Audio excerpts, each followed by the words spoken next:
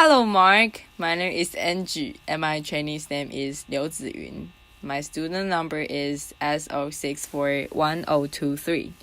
Freshman in English department.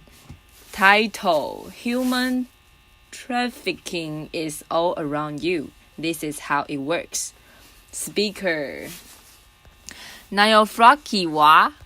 I'm gonna read the context. About 10 years ago, I went through a little bit of a hard time, so I decided to go see a therapist. I had been seeing her for a few months when she looked at me one day and said, "Who actually raised you until you were 3? Seems like a weird question," I said. "My parents." And she said, "I don't think that's actually the case, because if it were, we'll be dealing with things that are far more complicated than just this." It sounded like a setup to the joke, but I knew she was serious, because when I first started seeing her, I was trying to be the funniest person in the room, and I would try and crack these jokes. But she caught on to me really quickly, and whenever I tried to make a joke, she would look at me and said, "This is actually really sad. Laughter. It's terrible." So I knew I had to be serious, and I asked my parents, who had actually raised me until I was 3. And to my surprise, they said my primary caregiver had been a distant relative of the family. I had called her my auntie. I remember my auntie so clearly. It felt like she had been part of my life when I was much older. I remember the thick, straight hair and how it would come around me like a curtain when she bent to pick me up. Her soft, southern Thai accent, the way I would sing to her, even if she just wanted to go to the bathroom or get something to eat. I loved her, but with the ferocity that a child has sometimes before she understands that love also requires letting go. But my careless and shopless memory of my auntie is also one of my first memories of life at all. I remember her being beaten and slapped by another member of my family. I remember screaming hysterically and wanting it to stop, as I did every single time it happened. For things as minor as wanting to go out with her friends or being a little late, I became so hysterical over her treatment that eventually she was just beaten behind closed doors. Things got so bad for her that eventually she ran away. As an adult, I learned later that she had been just 19 when she was brought over from Thailand to the States to care for me on the tourist visa. She would working in Laos for a time before eventually returning to Thailand, which is where I ran into her again at a political rally in Bangkok. I clung to her again as I had when I was a child, and I let go, and then I promised that I would call. I never did, though, because I was afraid if I said everything that she meant to me, that I owed perhaps the best parts of who I became to her care, and that the words, "I'm sorry," were like a thimble to bail out all the guilt and shame and rage I felt over everything she had endured to care for me for as long as she had. I thought if I say those words to her, I would never stop crying again, because she had saved me and I had not saved her. I'm a journalist, and I have been writing and researching human trafficking for the past 8 years or so. And even so, I never put together this personal story with my professional life until pretty recently. I think this profound disconnect actually symbolizes most of our understanding about human trafficking, because human trafficking is far more prevalent, complex, and close to home than most of us realize. I spent time in jails and brothels, interviewed hundreds of survivors and law enforcement, NGO workers, and when I think about what we have done about human trafficking, I am hugely disappointed. Partly because we don't even talk about the problem right at all. When I say human trafficking, most of you probably don't think about someone like my auntie. You probably think about a young girl or a woman who's been brutally forced into prostitution by a violent pimp. That is real suffering, and that is a real story. That story makes me angry for far more than just the reality of that situation, though. As a journalist, I really care about how we relate to each other through language and the way we tell that story with all the gory, violent detail. The selections aspects, I call that look at her scars journalism. We use that story to convince ourselves that human trafficking is a bad man doing a bad thing to an innocent girl. That story lets us off the hook. It takes away all the societal context that we might be indicate for the structural inequality or the poverty or the barriers to migration. We let ourselves think that human trafficking is only about forced prostitution, when in reality, human trafficking is embedded in our everyday lives. Let me show you what I mean. Forced prostitution accounts for 22% of human trafficking. 10% is in state, imposed forced labor, but a whopping 68% is for the purpose of creating the goods and delivering the services that most of us rely on every day in sectors like agricultural work, domestic work, and construction. That is food and care and shelter. And somehow, these most essential workers are also among the world's most underpaid and exploited today.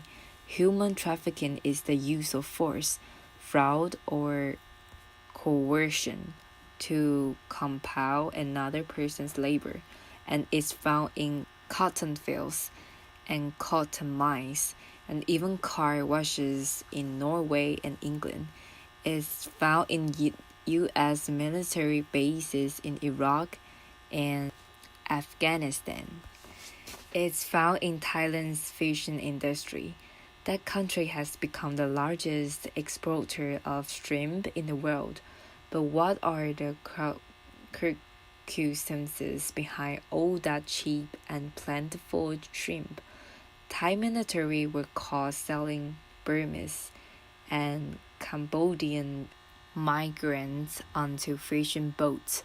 Those fishing boats were taken out, the men put to work, and they were thrown overboard if they made the mistake of falling sick or trying to resist their treatment. Those fish were then used to feed shrimp. The shrimp were then sold to four major global retailers: Costco, Tesco, Walmart, and Carrefour.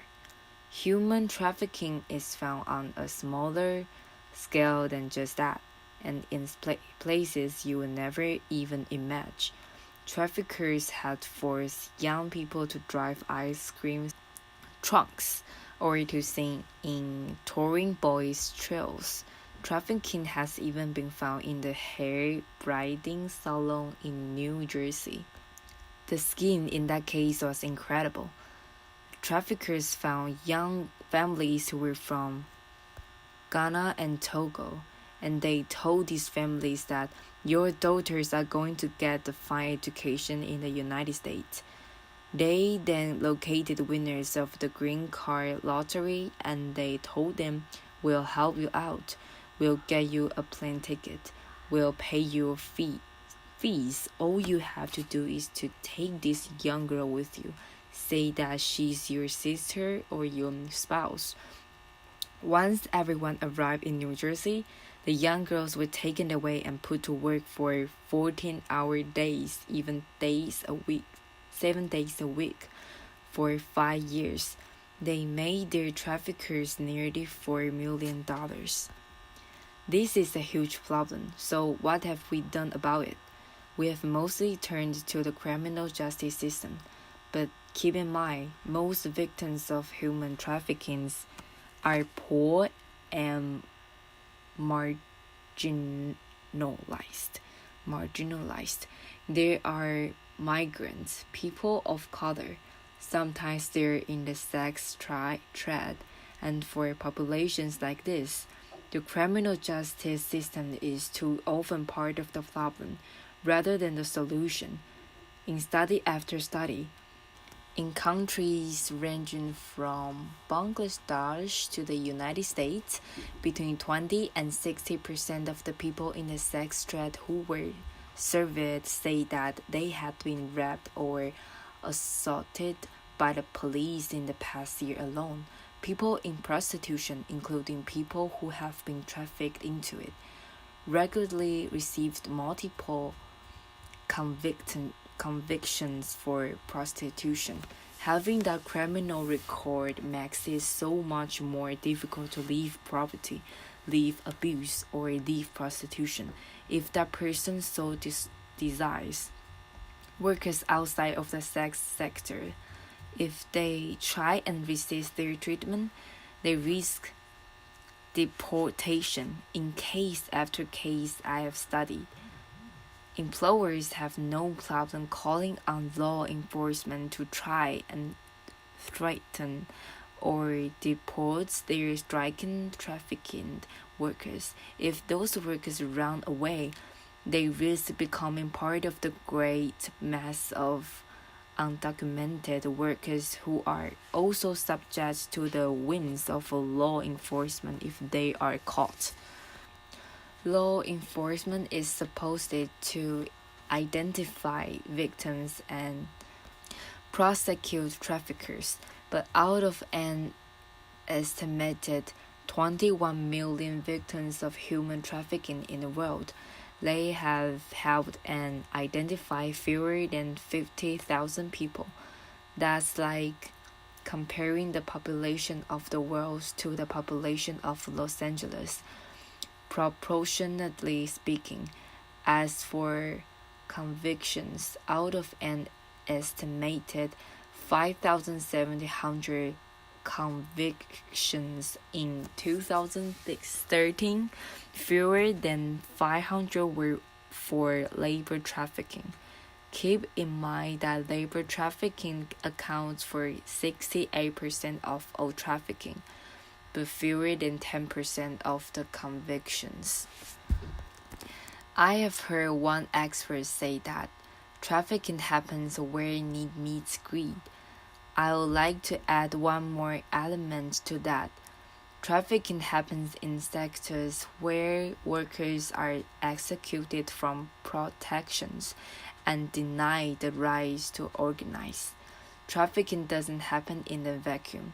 It happens in systematically degraded work environment. You might be thinking, oh, she's talking about failed states or war-torn states, or I'm actually talking about the United States. Let me tell you what that looks like. I spent many months researching a trafficking case called Global Horizons, involving hundreds of Thai farm workers. They were sent all over the states to work in Hawaii pineapple plantations and Washington apple orchards and anywhere the work was needed. They were promised three years of solid agricultural work, so they made a calculated risk. They sold their land, they sold their wives, jewelry to make thousands in recruitment fees for this company, Global Horizons. But once they were brought over, their passports were confiscated. Some of the men were beaten and held at gunpoint. They worked so hard they fainted in the fields. These cases hit me so hard. After I came back home, I was wandering through the grocery store and I froze in the produce department. I was remembering the over-the-top meals the Global Horizon survivors would make for me every time I showed up to interview them. They finished one meal with this plate of perfect, long-steamed strawberries, and as they handed them to me, they said, "Aren't these the kind of strawberries you eat with somebody special in the States? And don't they taste so much better when you know the people whose hands picked them for you?" As I stood in that grocery store weeks later, I realized I had no idea of who to thank for this plenty and no idea of how they were being treated. So, like the journalist I am, I started digging into the agricultural sector, and I found there are too many fields and too few labor inspectors. I found multiple layers of plausible deniability between grower and distributor and processor, and God knows who else. The Global Horizon survivors had been brought to the States on the temporary guest worker program. That guest worker program ties a person's legal status to his or her employer and denies that worker the right to organize. Mind you, none of what I am describing about this agricultural sector or the guest worker program is actually human trafficking. It is merely what we found legally tolerable, and I would argue this is fertile ground for exploitation, and all of this had been hidden to me before I had tried to understand it. I wasn't the only person grappling with these issues. Pri Omeir, founder of eBay, is one of the biggest anti-trafficking philanthropists in the world, and even he would accidentally investing nearly $10 million in the pineapple plantation site as having the worst working conditions in that Global Horizons case. When he found out, he and his wife were shocked and horrified, and they wound up writing an op for a newspaper saying that it was up to all of us to learn everything we can about the labor and supply chains of the products that we support. I totally agree. What would happen if each one of us decided that we are no longer going to support companies if they don't eliminate exploitation from their labor and supply chains? If we demanded laws calling for the same? If all the CEOs out there decided that they were going to go through their businesses and say, "No more"?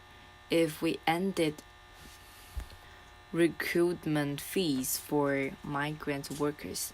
If we decided that guest workers should have the right to organize without fear of retaliation? These would be decisions heard around the world. This isn't a matter of buying a fair tread peach and calling it a day, buying a guilt-free zone with your money. That's not how it works. This is the decision to change a system that is broken, and that we have unwittingly but willingly allowed ourselves to profit from and benefit from for too long. We often dwell on human trafficking survivors' victimization, but that is not my experience of them. Overall, the years that I've been talking to them, they have taught me that we are more than our worst days. Each one of us is more than what we have lived through. Especially trafficking survivors. These people were the most resourceful and resilient and responsible in their communities. They were the people that you would take a gamble on. You would say, I'm going to sell my rings because I have the chance to send you off to a better future. They were the emissaries of hope. These survivors don't need saving. They need solidarity because they are behind some of the most exciting social justice movements are out there today. The nannies and housekeepers who marched with their families and their employers' families. Their activism got us an international treaty on domestic workers' rights.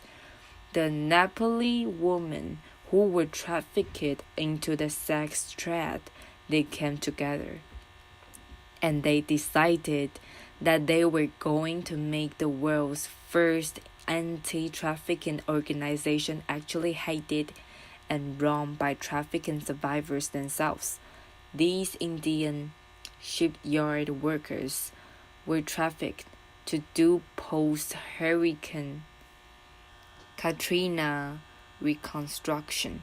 They were threatened with deportation, but they broke out of their work compound and they marched from New Orleans to Washington, D.C.